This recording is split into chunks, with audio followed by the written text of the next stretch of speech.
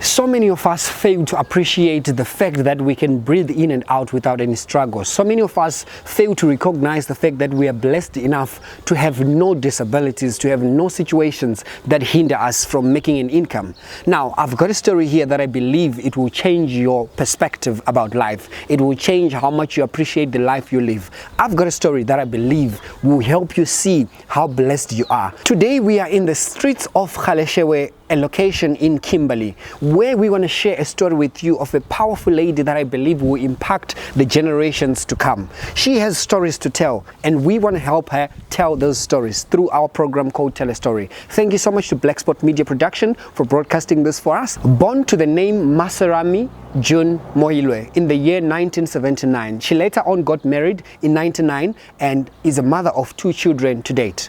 But she later on got divorced in 2018 after being diagnosed with a rare disease called ACROMEGALY. It's quite a touching story that she got diagnosed with a disease and her husband decided to divorce her because he couldn't contain the power and the magnitude of her situation. Now, I want to reach out to you and say, maybe you think this is a call for fun, but I just want to remind you that she's an educated woman who holds a BTech in human resources. She also holds a higher certificate in economics and public finance. She also later on acquired a bachelor in social science and international relations. Ladies and gentlemen, please walk with me and have time to listen to her story.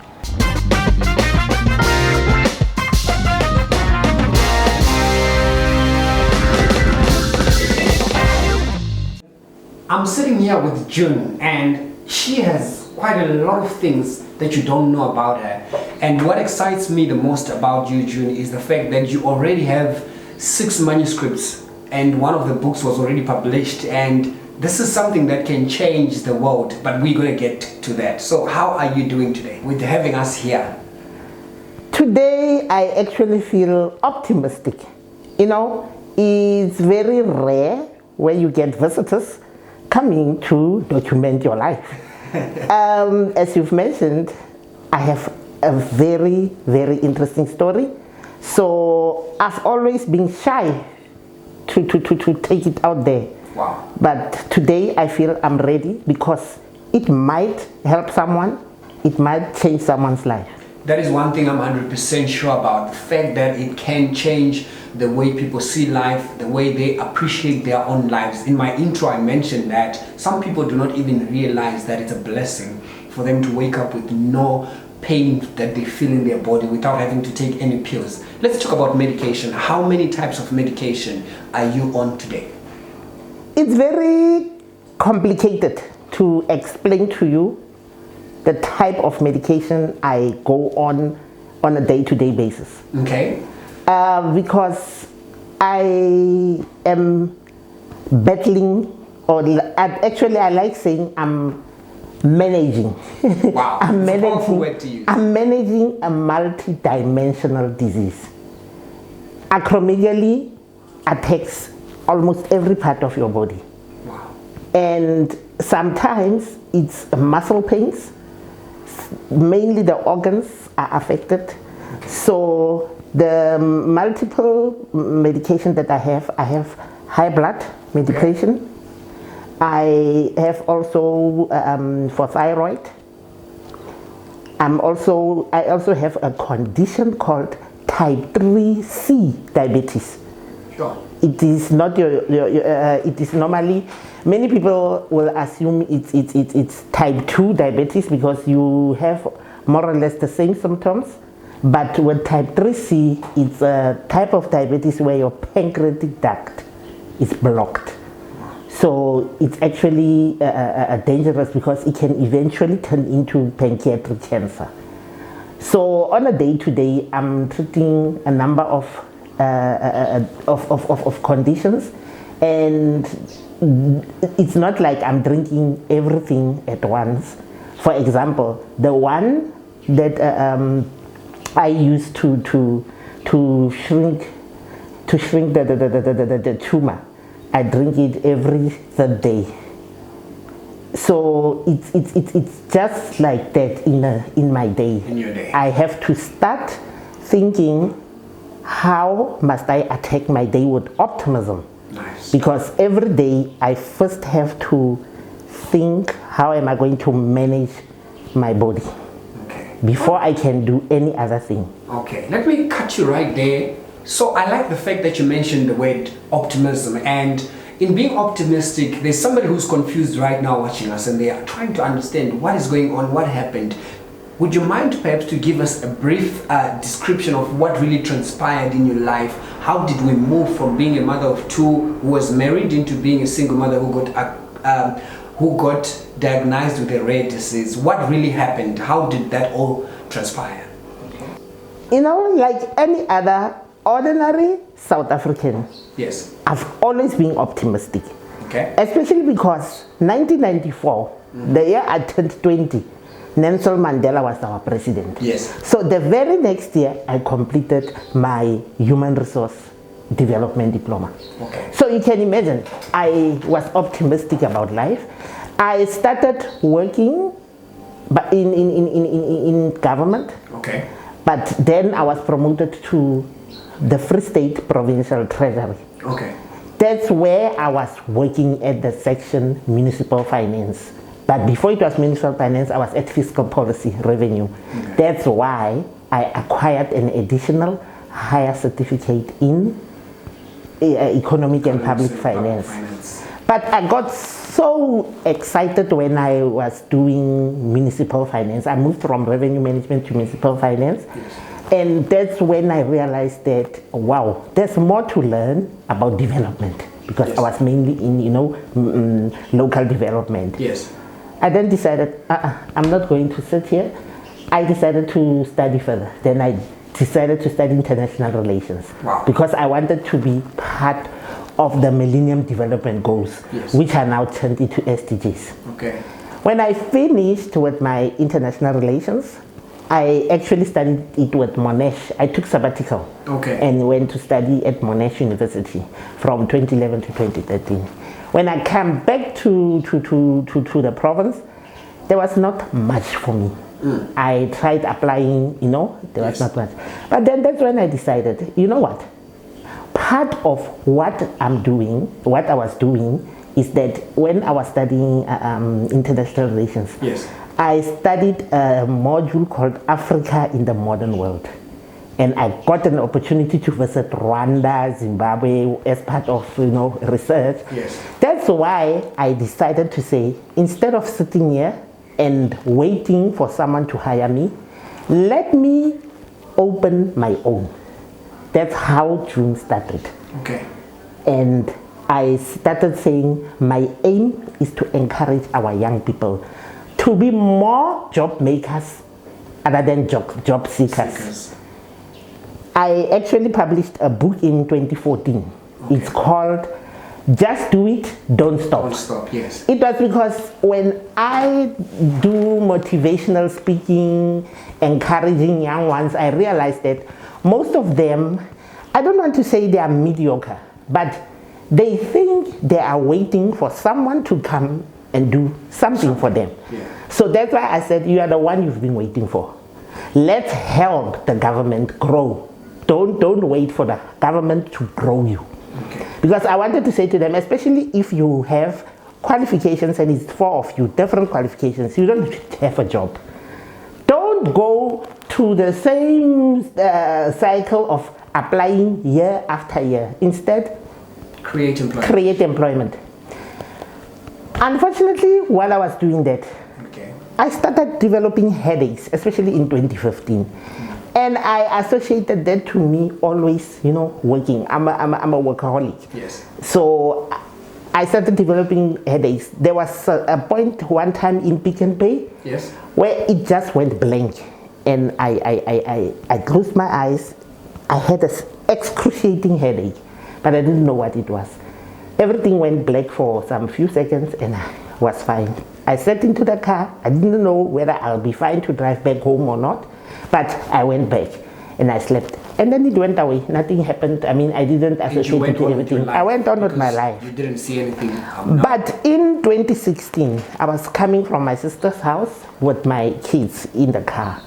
And as I was at the intersection, on the four-way stop, trying to turn right, I just turned. And then my son screamed and said, "Ma!" swerving the car. And he swerved into a curve. It was like, what? Why? What just happened? You didn't and understand? I didn't understand because I didn't see the car. Okay. And what I could not understand, how I am not seeing the car. Because I'm looking at you, I can see you. It was I remember it was in 2016 August. I couldn't see that car. But it bugged me. And then, you know, things like that you just ignore. Say it was just in But then I started missing stops. You know, I can drive to my house, but I know from Pick n Pay to this street is my house. I have to turn. Yes. But there is no turn. You can't see the turn. I can't see the turn. And then it started becoming strange because now I can see, but only to find out I don't see from the side, but I'm not aware. Or you only see from the front, but not from the side. I was not aware. Okay. You must remember, when you can see, you don't think whether you can see from the side or not. You just know you can see. Then I started making mistakes. I remember one time, it was in October, and then I bumped at a nice display in Clicks because I didn't see the side there. I went to the optometrist. The optometrist could not see what was wrong with me because we look in there, I can see. Send me to the ophthalmologist. I remember I've never had to do such a long examination because they couldn't figure out. Yes. You know, the funny part, the ophthalmologist figured it out with one simple test. What is wrong? Gave me a book, gave me a number 12, and said, close your left eye. I closed it. What do you see? 1. Oh. And then close the right eyes. What do you see? 2. And then he said to me, I now know what's wrong. You have a brain tumor. And then I said, funny enough, at that time, I used to love binging on the series Grey's Anatomy. Oh. You know, and then I look at that ophthalmologist and say, please tell me we are not practicing a script on Grey's Anatomy. It sounded more like a joke. It sounded more like a joke. Your life was just as normal. But the funny part, he actually was serious and said to me, I think you don't understand that you are seriously sick. Remember, I'm driving, I'm running around, I'm planning my trip to Zim, I'm doing this. There's nothing wrong with me. Yes. The pains are pains, but I don't associate them to something in my head. Yes. Okay. When then the whole test series started coming, and they actually realized that I have a pituitary tumor. You must remember, the pituitary is the master gland. Yes. It gives us life to your body.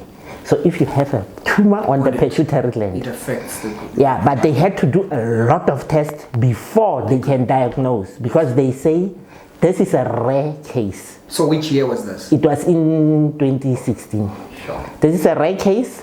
The CAT scan showed some tumor. They say no, they want the MRI scan. MRI scan showed the tumor, but that's when the real problem began, because now, all along, I'm slowly deteriorating my eyesight. Sure. The headaches. But what was not understandable, I was gaining weight. Sure. Like, I was gaining weight. And you couldn't understand. I couldn't understand. You know, the people who know me will tell you I'm one of those people, 5 a.m., I'm at the gym. Sure. They used to call me a rabbit. Sure. Because while people eat fish and chips, I would be having my salad. Yeah. So nobody could understand how can someone like this gain weight. And now it started working on my self-esteem as well, because you can remember, I'm doing everything I can. But even when I was doing yoga, I started feeling at my tendons something like they are pulled. It's like someone is pulling them. And I was always severely constipated. all those other things. So later, when they diagnosed, they realized that because of that, I'm also having endocrine system malfunction. And once your endocrine system is malfunctioning, you literally invite every disease. Sure. Because your soldiers are not strong enough to fight those diseases. Yes.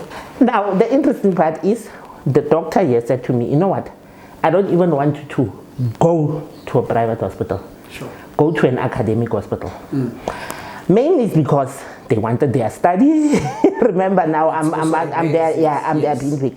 But I agreed because also the cost of couldn't be, and I went. As I went there, I was literally there guinea pig. Every doctor wanted to see this patient. Because you are a rare case and everybody's excited to want to understand how did it happen. I fully understand. But the nice part is they said to me, no, don't worry. We are just going to pull it from here. 3 days you'll be out of the hospital. It was when I went into the hospital in January 25, 2017. I got another story. Remember, I went to the hospital knowing that the 21st I'll be in the hospital, the 27th I'll be out of the hospital. I went into the hospital January 25th. I was discharged February 24th. They realized that I have all kinds of diseases. Sure. They tested, so every day it was one test after another. So when they go back, they ask you a lot of questions. You realize, for example, I didn't have my ring on because by 2007, remember I was thin. Yes. So by 2007, everything started getting big, but that time it was only the hands. I mean, acromegaly is cruel. I always joke and say it turns people into giants. Yes. Yes, it turns, but gentle giants. Yes. I'm one of those gentle giants. Yes. So I always say to people, look at my hands. Yes. I remember one time, one guy was like saying, wow, telling my ex-husband then, your wife has big hands. Yeah, and it would sound like a joke because it sounded like a joke, but it was a bit offensive. And then it went to the feet. From a size 6, I grew. And what size do you wear currently? Male size 11. Wow, that's quite an increase in size. So you must imagine. And the funny part is I used to love French tips. Okay. Every time I go to do my nails, I wouldn't have the size. Sure.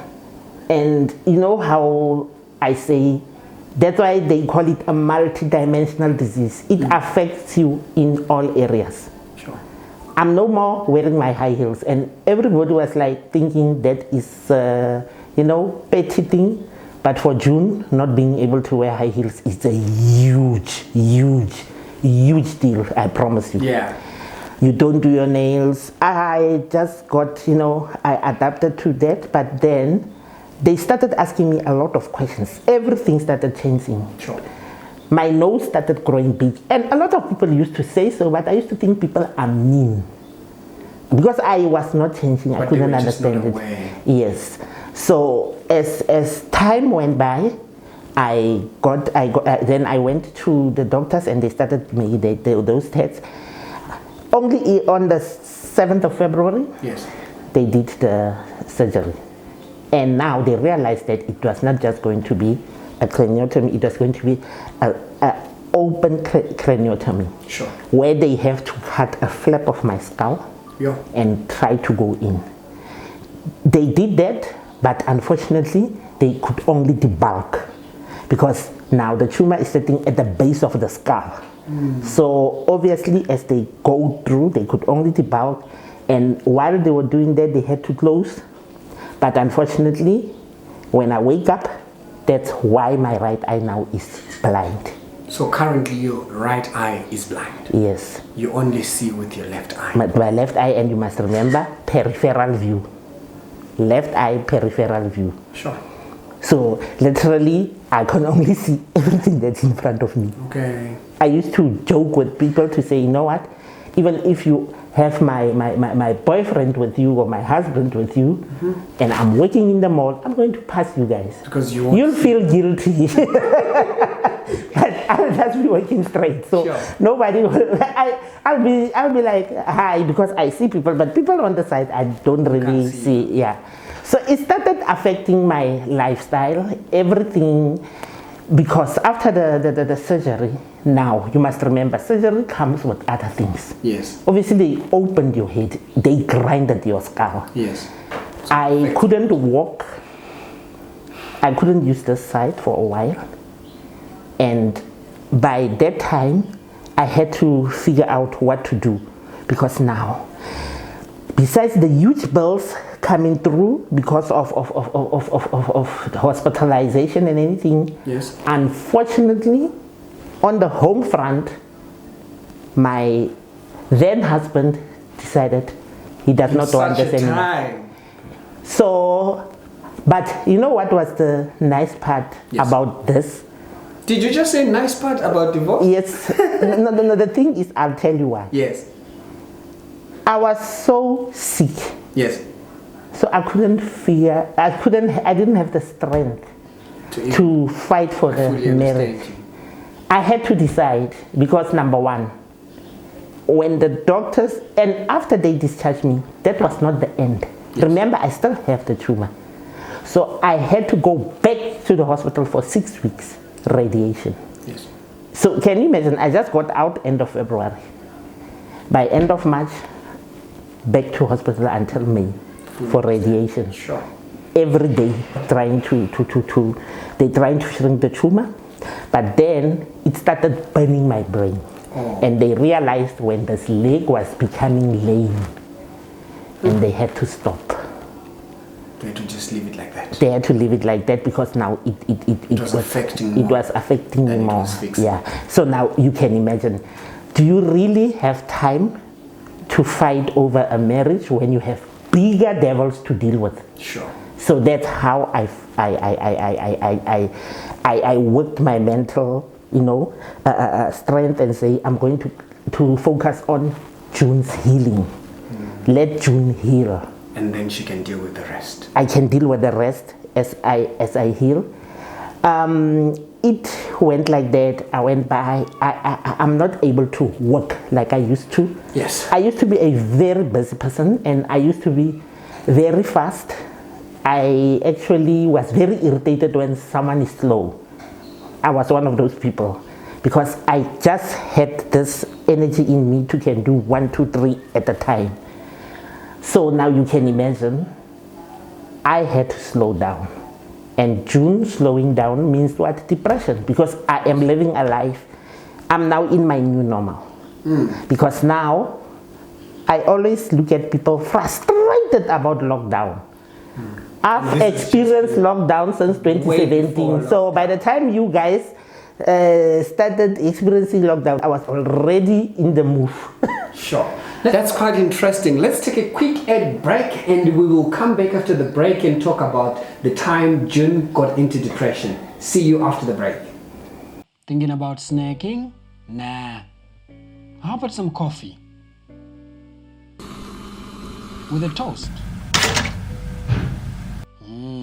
That coffee looks great, eh? Can you smell it?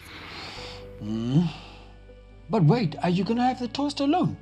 Nah. Let's check in the fridge. What you got? Eggs? Nah. Let's find something healthier. What you got? What you got? What's that? Show me. Peanut butter. Royal. Yummy. Spread it nicely. Put it all over. Great. Looks good, eh? Wait, are you gonna have that alone? What about me? Hey, hello. Royal peanut butter, 100% organic. Spread it the royal way. Welcome Welcome back to Tell a Story. You're still with me at Maya, and I'm here sitting with June. And when we went for the ad break, she was just about to tell us about the time she went into depression, and I can imagine how she felt about the second lockdown in her life when she already had a lockdown. So maybe you can elaborate for us so that we can understand how it all transpired when you got to feel that you had depression. I didn't know it was depression. Yes. I only realized when I went to see a doctor. And he said to me, much as you are trying to be strong, Yes. it's time to take your superwoman cape off and face the reality that you are in denial. You can't lose a household, employment, your independence, almost everything. Yeah. And you just go on like everything is fine. So towards the end of 2018, Yes. after the divorce was finalized, I was so down and I didn't want to see anyone because I was conscious with my body. That's the problem with me again. So when people ask me what happened, I found them to be mean. Yeah. And who on earth is able to tell people that, no, I'm fat because I have A rare disease. Ah, And at no, that time, we come didn't on. know what it is. Yes. Probably there was not so much information about it yet. And there was not much empathy because people just want to hear what happened because people had different stories. And when I went to see a psychologist, they told me that I needed what to be on depression medication and everything. Yes. And then I said, no way. It's fine. I accept depression is bad and go on medication if you have to. Yeah. But I believed my depression was not caused by just because I'm depressed. It's not a chemical thing. Yeah. It's a natural thing because I lost things. So Yeah. what type of medication is going to put back my life together? There isn't. I fully understand what you mean. That's when I left. I called someone I knew who is in Saldanha Bay. Because I don't know anyone in Saldanha Bay. I only knew that woman. And I said to her, you know what? I'm looking for a place to stay. Get me the cheapest place I can get. Sure. Just get out of here. The little money that I've saved doing public speaking and what, I'm gonna take. I paid the rent in advance and I left. And I stayed in a place called Langaban. And Langaban, up till today, I'm calling it my healing place. I'll take you there one day. Yeah. And that's when I started searching my life, looking back, asking myself, what happened? What happened? I'm this career woman who was, motivated with dreams, when my career didn't want to climb, Yeah. Didn't they say education is the key? They did. But Sometimes I said, that key did not open, so I'm going to take that very education and do something about it here. Yeah. It was working. Now I'm sick. I mean, what is happening? Yeah. And I was there and I started now saying, gloves off from everything. That's when I started paging the Bible. Sure. I didn't read it like a holy book. I was just going through it. I don't know what was happening, but what I know, I was living. And that's how I came to write the second book, The Anchor Holds. Yeah. What a powerful title. Because The Anchor Holds. Because one of my friends asked me and said to me, I don't understand.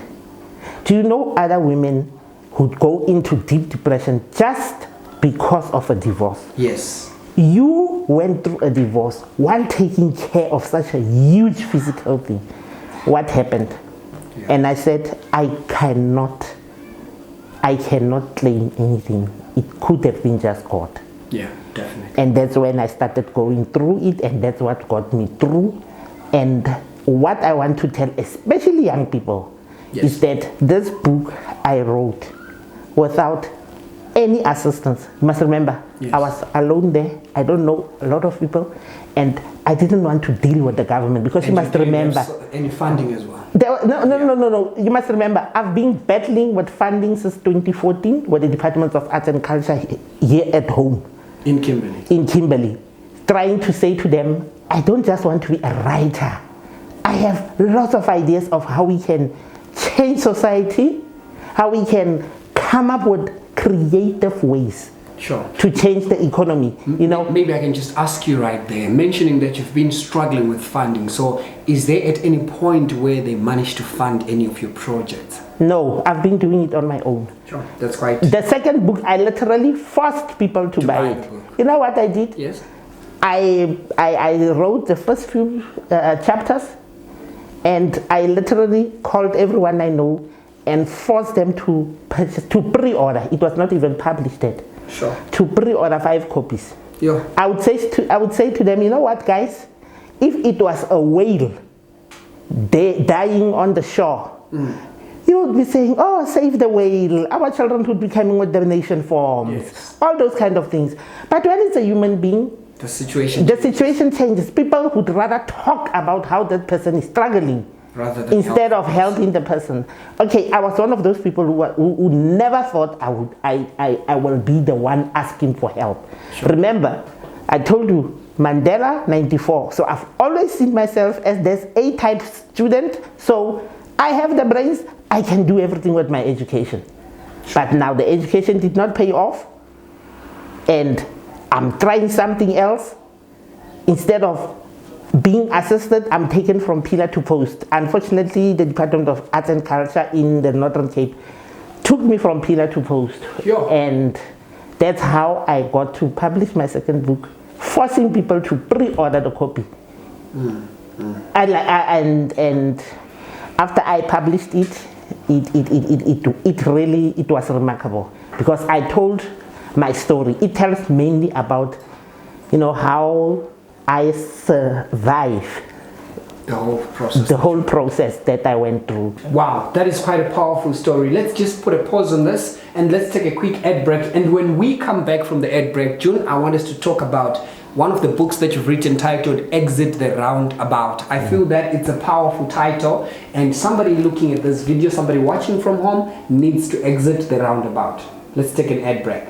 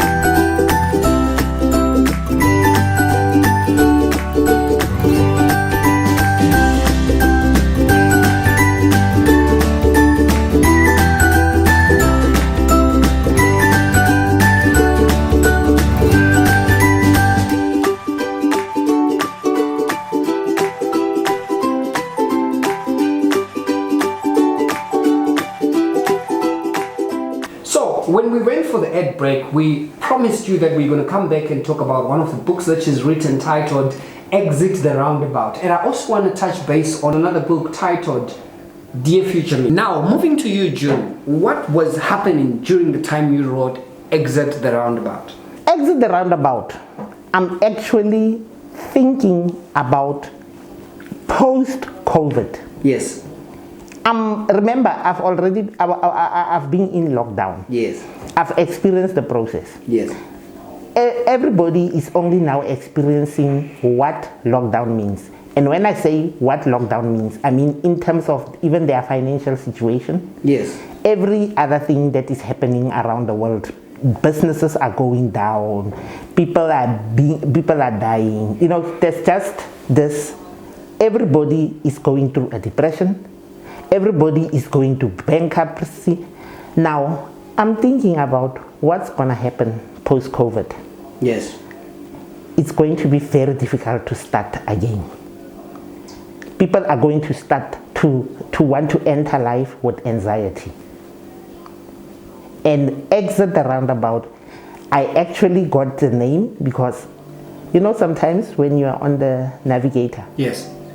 on the car, Yes. and you are at the roundabout, Yes. it says, at the exit the roundabout, Yes. at the turn left, turn right. Yes. Then I just started thinking to say, you know what? All of us, when we come back post-COVID, Yes. will be surrounding the roundabout. afraid to exit. Yes. Because when you exit the roundabout, It's not normal anymore. so I actually trying to say to people, let's stop this illusion of normalcy.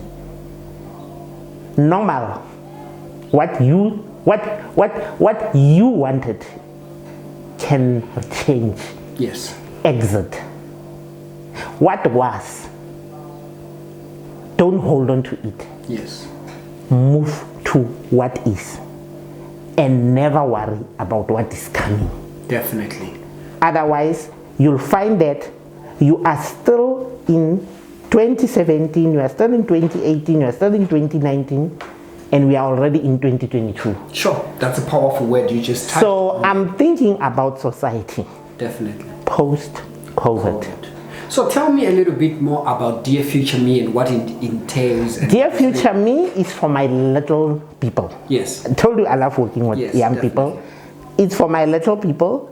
I actually took the SDGs, Sustainable Development Goals Yes. of the United Nations, and I've broken them down into little stories that make them reflect. And there's a little journaling section, Yes. so that I want them to start thinking broad. Yes. There's nothing wrong of wanting to become a doctor. Yes.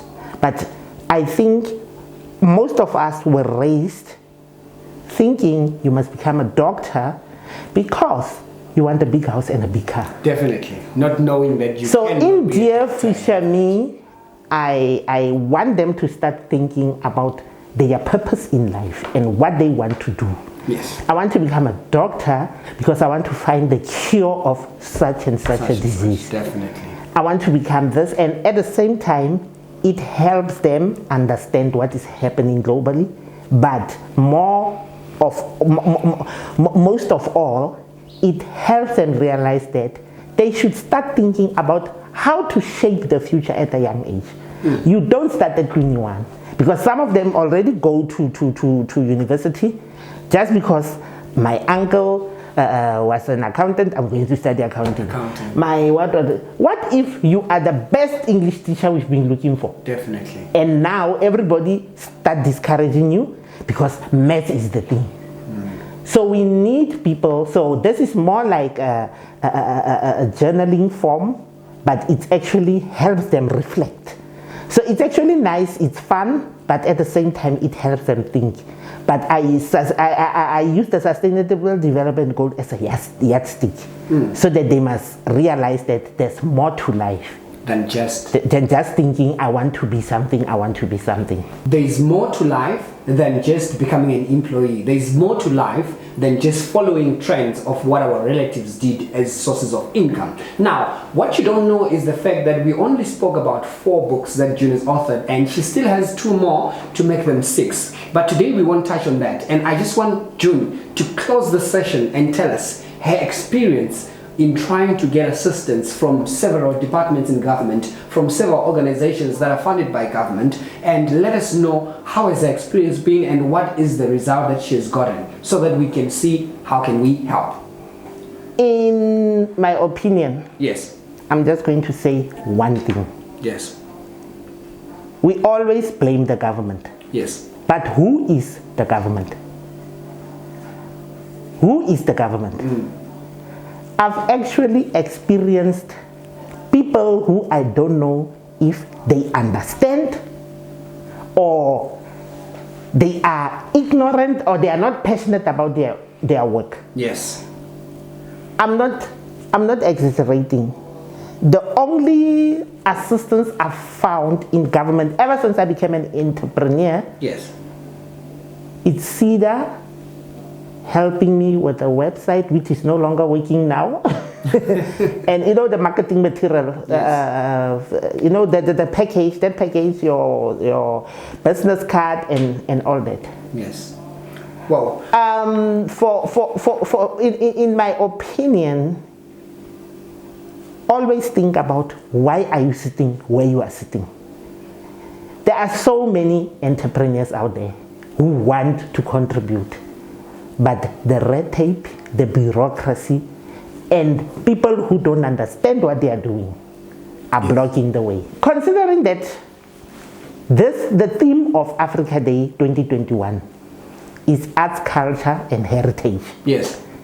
I would like to appeal to arts and culture departments to start rethinking how we, as I call ourselves infopreneurs, Yes.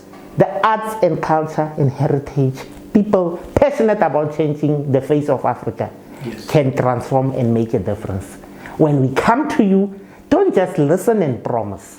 Thank you for taking time to watch this video, and I believe that it might have moved your perspective as to how you appreciate life. Now, June has written 6 books to date, and she continues to write, but she struggles with finances to help her books get published. Now, I'm calling and appealing to your conscience and asking you, if you have the willingness and the ability to help, reach out to June on 082-551-5906 and offer your assistance. Or alternatively, you can send your pledges and pay whatever you can afford to help June publish her books and inspire the rest of the generations that's coming after us on the following banking details. It's an F&B account for the non-profit company that she runs, which is called Growing Smart Leaders, NPC. The account number is 62886818